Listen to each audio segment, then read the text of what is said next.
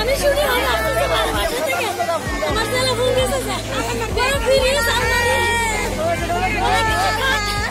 অনেক কিছু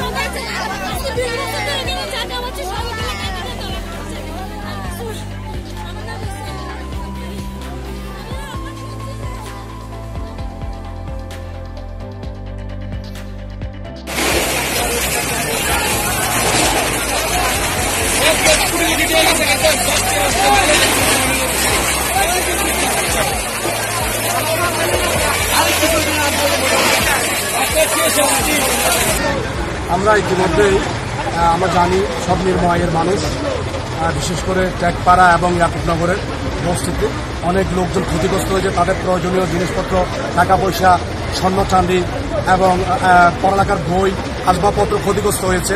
ইতিমধ্যে আমি চট্টগ্রাম সিটি কর্পোরেশনের মাননীয় মেয়র এম রেজাউল করিম চৌধুরীকে ফোনে বলেছি, তিনি সহযোগিতা করবেন।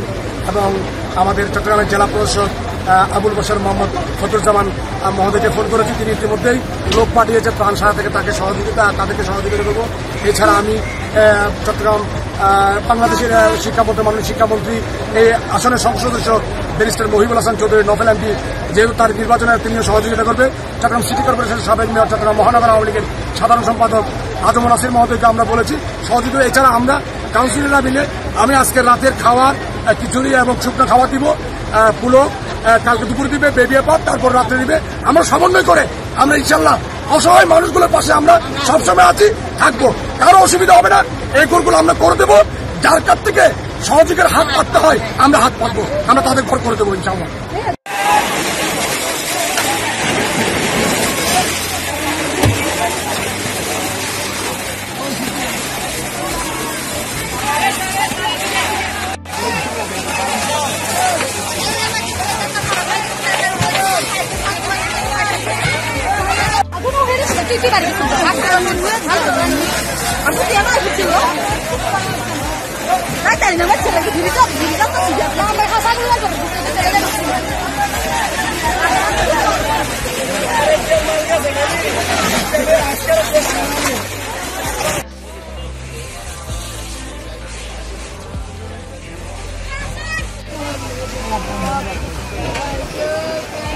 তোরা কেন ভাইয়া একসাথে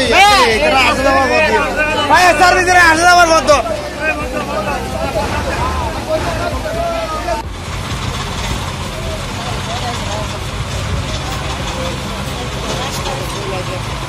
পারেনি। এখানে আমাদের আগুনটাকে সম্পূর্ণ নিয়ন্ত্রণ করতে সময় লেগেছে 1 ঘন্টা। আমরা 2টা 20 মিনিটে আগুনটাকে নিয়ন্ত্রণ করতে পেরেছি। এখন পেন্টিং আগুনের কাজ চলছে। এখানে কতটুকু ঘর ছিল বা ক্ষয়ক্ষতির পরিমাণটা আমরা আসলে তখন করে বের করতে হবে। আগুনের কারণটা ছিল এখানে আপনার দেখতে পেয়েছিল বা প্রতিবেদী যাচ্ছিলেন, আপনারা বলেছেন যে এখানে আপনারা দেখতে পাচ্ছেন যে বস্তির উপর দিয়ে একটা 11,000 ভোল্টের একটা বৈদ্যুতিক লাইন গেছে। আর সেটা নারিকেল গাছে ডালটা যখন বৈদ্যুতিক তারের উপরে বাতাসে নিয়ে যায়, এই কমিশনগুলো এই বস্তি ঘরে চালে পড়ার কারণে আগুনের বৈদ্যুতিক গুলো এবং যেহেতু এই শুষ্ক মৌসুম বাতাসের প্রভাব ছিল, এই জন্য আগুনটা ছড়িয়ে পড়ছে। আমরা আগুনটাকে নিয়ন্ত্রণে আনতে পেরেছি। অনেক ধরনের এলাকাগুলিতে আসলে কি ধরনের অগ্নি নিরাপত্তা নেওয়া আসলে দরকার? এখানে এইসব বস্তির পাশে আমাদের হাইড্রেন্ট থাকা দরকার।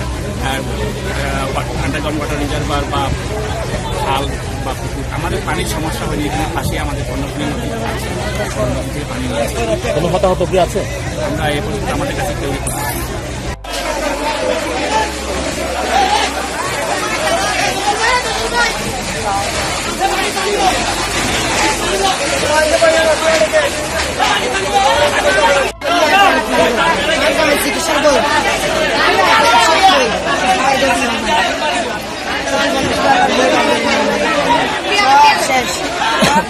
শেষ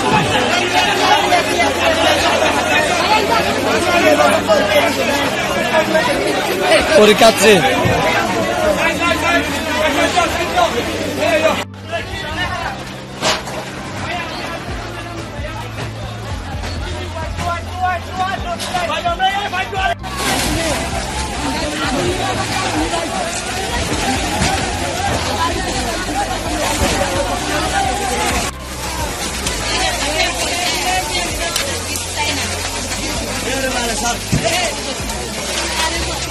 খেলা 15 মিনিটের ভিতরে আগুনটা ওখান থেকে এদিকে চলে আসে।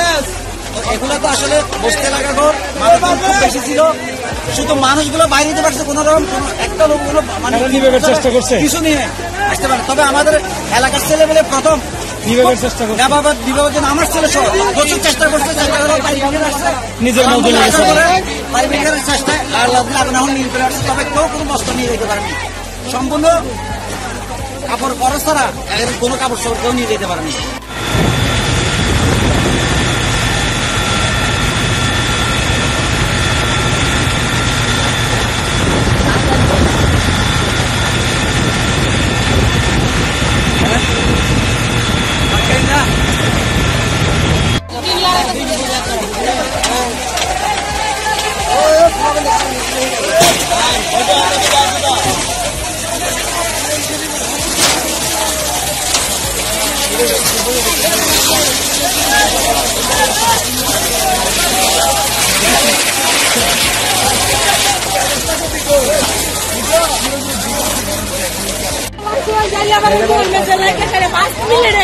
সব পুড়ে গেছে, 5 মিনিটে সব পুড়ে গেছে।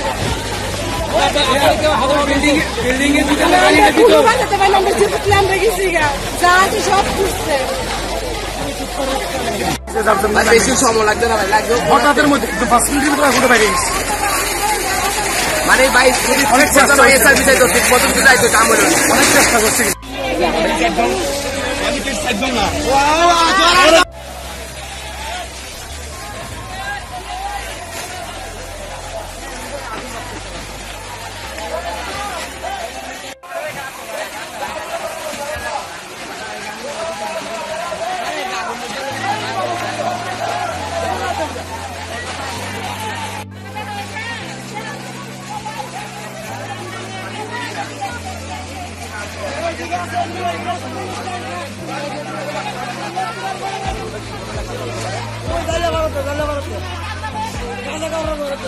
Dale,